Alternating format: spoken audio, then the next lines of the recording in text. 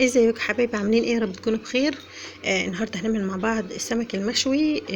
كمان هقول لكم على الاسرار، وبصوا هوريكم كمان حاجه. الطبق بتاع التتبيله ده هقول لكم هنعمل بيه ايه، والطبق التاني كمان. دول سر الوصفه النهارده. تابعوا معايا الفيديو عشان تعرفوا ايه السر بتاع الوصفه النهارده اللي هيخلي السمك بتاعك يطلع معاكي احلى سمك، يشرفك كده في اي عزومه وفي اي مكان، وفي اي وقت تعمليه يبقى انت احسن واحده بتعملي سمك مشوي.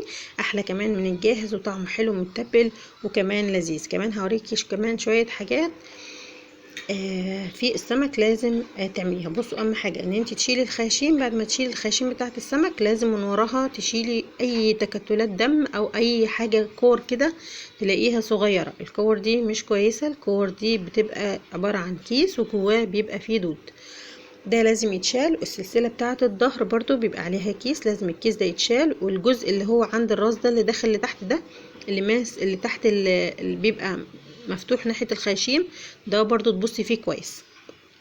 اي كوره تلاقيها في السمكه، حتى كمان على القشر من بره تحت القشر بعد ما تنضفي في الجلد كده، لو لقيتي اي كوره لونها ذهبي لونها اصفر، دي لازم تتشال. ده برضو عباره عن كيس، وبرضو بيبقى جواه فيه حاجات. الحته بقى اللي انا بشيلها دي العظمه. لو انت هتشوي وحابه ان السمك يبقى شكلها سليم، دي بقى ما تشيليهاش. اللي هي العظمه اللي هي يعتبر خد السمكه، بس هو بتبقى عظمه كده ناشفه، ما فيهاش اي لحوم ولا اي حاجه. العظمه دي ما تشيليهاش لو انت هتشوي السمك. تنضفي بقى السمك كويس جدا جدا. انا هنا كنت بنضفه، وليه جايبه لكم اللقطه بتاعه التنظيف عشان اقول لكم بس الاماكن اللي المهمه اللي المفروض ان انت تنضفيها كويس. زي ما قلت لكم، ورا الخياشيم بعد ما تشيلي الخياشيم، المكان اللي ورا الخياشيم ده لازم تنضف كويس.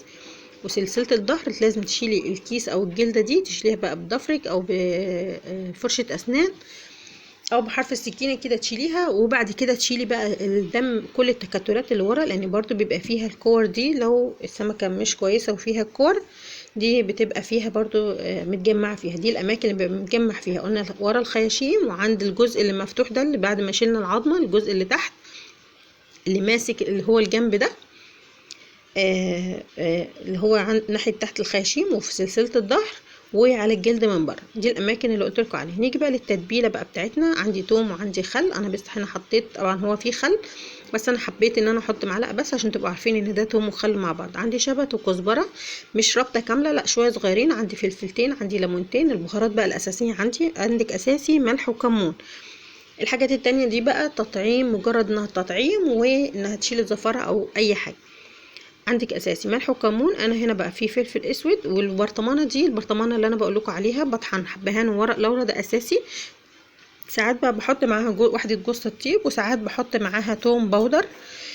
دول الثلاث حاجات او الاربع حاجات. عندك بقى اساسي قلنا الملح والكمون، ودول الاساسي. عندك بقى ممكن تزودي بقى فلفل اسود، او ممكن تزودي قرفه وجنزبيل. انا هنا عندي فلفل من على الشمال كده فلفل اسود، بعد كده قرفه وجنزبيل، بعد كده الكمون ده اللي في النص، بعد كده كزبره ناشفه، وبعد كده نص معلقه من البهارات اللي انا عاملاها اللي هي الحبهان والورق اللورا.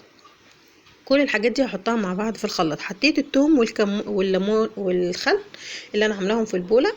بعد كده حطيت بقى، قطعت الكزبره كده قطعتها بايدي وحطيتها. كل دول بقى هزودهم كده بشويه ميه صغيرين، وهخلطهم بقى كده كويس جدا. حطيت كمان الفلفل هقطعه صغير وهحطه كام تقطيعه كده، وهحطه برضو.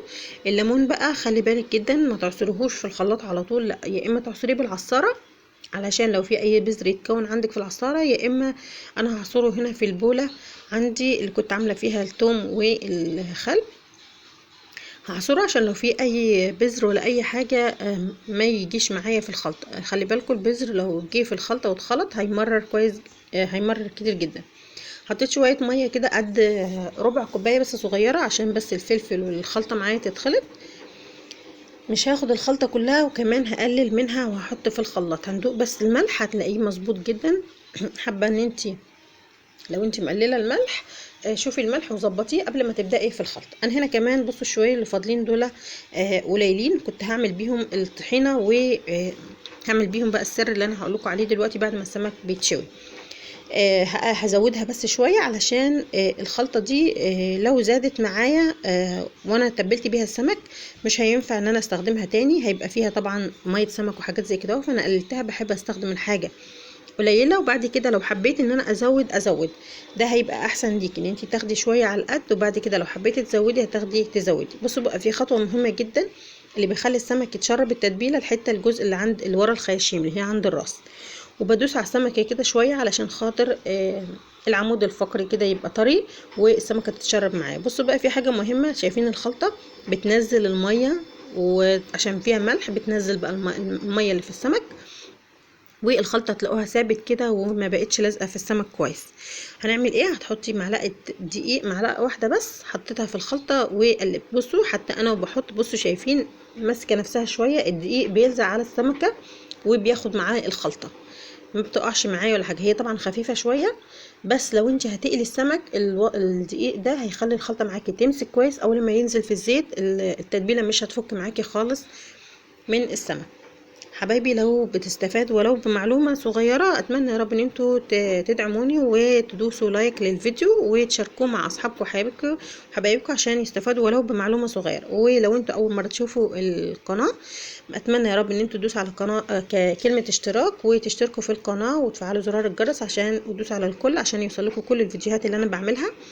لو انتوا حابين ان انتوا تتابعوني، لو عجبكم الفيديو ما تنسوش تعملوا لايك. هنا بشرح السمكة علشان انا عايزه اتبلها وهشويها، وكنت يا اما هقليها كامله يا اما هشويها كامله. بس هنا بقى ايه، طلبوا مني ان انا اعمل كام واحده كده مقليه، وكمان هعمل طاجن، بس مش هصوره معاكم عشان الفيديو بس ايه ما يطولش. كمان التتبيله دي تنفع كويس جدا للسمك المقلي، هتبقى حلو. بس لو انت هتقلي بقى السمك وهتقسميه او هتخليه يعني بالطريقه دي، يبقى ما تقطعيش ما تشرحيش السمك علشان ما يبقاش اجزاء صغيره كده ويتبهدل معاكي. خلي السمكه تبقى سليمه، وبعد كده افصليها نصين على حسب بقى بالطول او بالعرض زي ما انت حابه، علشان يبقى النص كده سليم، ما يبقاش كده متقطع كذا جزء. ولو انت حابه انه هيبقى طري ما يبقاش هينشف معاكي. انا هنا تبلتهم، انا هنا بصراحه كنت خلاص شرحتهم كلهم، ما حبيتش بقى ان انا ايه يعني انشفهم، فقليتهم كده قليه خفيفه عشان يفضلوا طراي معايا. هنيجي بقى بعد التتبيل بقى سبتهم كده شويه وقطعت شويه خضار كده بقى عشان احشي بيهم السمك من جوه، علشان لما اجي اشويه يبقى فيه كده خلطه تديله طعم حلو كمان من جوه. هنحط كده، انا عندي بصل وفلفل اخضر وطماطم وشرايح ليمون، وعندي كزبره وشبت برضو قطعتهم كده مع بعض. هحشي كده بقى كل الحاجات دي، بصل وفلفل وطماطم وشرايح ليمون وشويه من الخضره اللي عندي دي الكزبره والشبت. هحشي بقى الثلاث سمكات، انا هشوي 3 سمكات، وهعمل برضو كام واحده قلي وطاجن، بس مش هجيبه لكم عشان نركز بس على وصفه واحده. مرة تانية ابقى اعمل لكم، لو حابين ان انا اعمل لكم وصفات تانية للسمك هعملها لكم برضه في فيديو تاني لوحده، بس نركز النهاردة على السمك المشوي عشان الفيديو ما يطولش معانا ونستفاد بيه بقدر الامكان. هنا خلاص عملتهم، حطيت بقى حشيتهم كلهم بالحشوة اللي انا عملتها. دلوقتي هنيجي بقى هنجيب الردة. في معلومة مهمة جدا للردة، الردة كنت بجيبها دايما ما تكملش يومين 3 والاقيها سوست وعملت كده كونت سوس. اول لما تجيب الردة اديها تحميصه كده خفيفه خالص على النار، يا دوب دقيقه واحده كده شوحيها بس تشم النار. هتحطيها بقى في العلبه، انسي بقى انها تسوس تاني. دي انا عاملاها زي ما بقول لكم كانت يومين والاقي فيها خلاص كونت سوس. طبعا احنا لما بنيجي نعمل رده او دقيق او اي حاجه بنغربله او بننخله قبل ما نستخدمه، فكنت كل ما استخدمه ان شاء الله يعني لو تاني يوم الاقيها برضو كونت حتى لو سوسه واحده يعني. لو بقى سبتها مثلا يومين 3 4 اسبوع الاقيها بقى كونت شويه صوص كده حلوين يعني. فنصيحه ان انت اول ما تجيبي الرده تروحي على طول تشمميها النار، وبعد كده هتفصلي بيها زي ما انت عايزه. هنا بقى مرحله التسويه، اول حاجه عندي الجريل دي، طبعا انتوا شايفينها فهي يعني اكيد هتلزق طبعا لان انا معليه النار. دهنتها دهنه خفيفه كده من الزيت، وكمان نقطت كده عليه من فوق كام نقطة من الزيت علشان يستوي كويس ويبقى يطعم كده. الزيت بيديله طعم شوية حلو. طبعا تقدري تعملي بقى من غير زيت خالص، بس انا بحس طعمه بيبقى مختلف شوية. هعلي النار وهتسيبها. طبعا انتوا لو عايزاه طري هتقفلي، هتخلي يعني 5 دقايق مثلا على نار عالية والطاسة مفتوحة، وبعد كده 5 دقايق مثلا او دقيقة ودقيقة. يعني انا ما خدش معايا بصراحة 5 دقايق، ما حسبتش بالوقت، بس هو يعني انا واقفه يا دوب كده دقيقتين مثلا انا فاتحه، ومثلا دقيقه انا قافله الطاسه، بلاقي طبعا البخار كله اتجمع والسمكه خلاص استوت. طبعا انت لو مش حابه ان السمكه تبقى طريه، بس عشان السمكه تبقى سمكه كبيره، وعشان تضمني بس انها استوت، اقفلي عليها ان شاء الله يعني 10 ثواني، تضمني بس انها استوت والسمكه بقت مستويه كويس. بعد كده افتحي وسيبي بقى البخار يطلع والسمكه تتحمص كويس وتعمل تستوي كويس كده وتتشمع وتاخد لون حلو. وبعد كده خلاص كده هي خلاص استوت، السمك ما بياخدش وقت كتير على النار، كده خلاص هو استوى. هطلعه برضو، هحط السمكة التانية نفس الحكاية، برضو هتني كده دهنة خفيفة من الزيت، وهحط السمكة برضو دقيقتين وهقفل دقيقة واحدة وهفتح وهقلبها برضو واخلص. اهم حاجة بقى ان انتي اول ما تطلعي السمك هتجيبي بقى معلقة حلوة من التتبيل ده، تاخدي كده معلقة حلوة، ما تزوديش المية علشان السمك يتشرب التتبيلة وتبقى حلوة. كمان لو التتبيلة بس هيتشرب معاكي لو انتي لسه بدري على ميعاد الغدا، وكتري التتبيل علشان يتشرب معاكي كويس. انا هنا ما تشربش قوي يعني ما خدش طعم التتبيله قوي، بس انا حاطه من جوه تتبيله كويسه ادت الطعم اللي جوه. فانتي زودي التتبيله علشان ياخد الطعم حلو، وما تكتريش الميه علشان لو انتي عامله السمك طري ما تكتريش بقى الميه كتير، يا دوب شويه كده بس يخلوا التتبيله ماهيه شويه علشان تنزل بس معاكي من المعلقه على التوم. حطي كمان في الفتحات بتاعه السمك. الطريقه دي بتخلي السمك معاكي يبقى طري، وكمان يبقى متبل حلو جدا، مش كفايه التتبيله من جوه بس، لا كمان بيبقى متبل من بره، وبيبقى كمان اللحم بتاعه طعمه حلو. هنا يا دوب عملت كمان شويه من الطحينه، يا دوب عملت سيحتها بميه سخنه وخدت بقى معلقه من التتبيله دي. عشان كده قلت لكم انا مش هاخد التتبيله كلها بتاعه السمك علشان تبقى معايا نظيفه، عشان لو حبيت احتاجها في اي وقت تاني.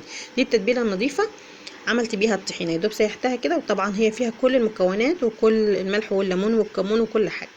وده كانت وصفتنا، اتمنى يا رب الفيديو يعجبكم. كمان عملنا معاه شويه رز، بس انا ما حبيتش ان انا يعني وسلطه والحاجات دي ما حبيتش ان انا اصورها كلها علشان الفيديو ما يطولش معاكم، يبقى طويل وتمل. اتمنى يا رب الفيديو يعجبكم، استنوني في فيديو جديد، ما تنسوش تشتركوا في القناه.